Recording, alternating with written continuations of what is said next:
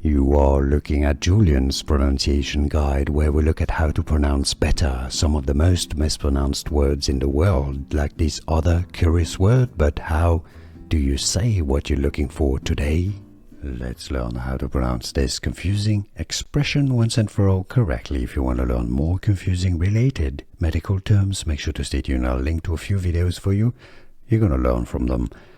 The British English pronunciation is as bipolar, not bipolar, bipolar disorder, bipolar disorder. American English pronunciation, as opposed to the UK, the way it's said in the United States, US, bipolar disorder, bipolar disorder, or UK pronunciation, how to pronounce bipolar disorder.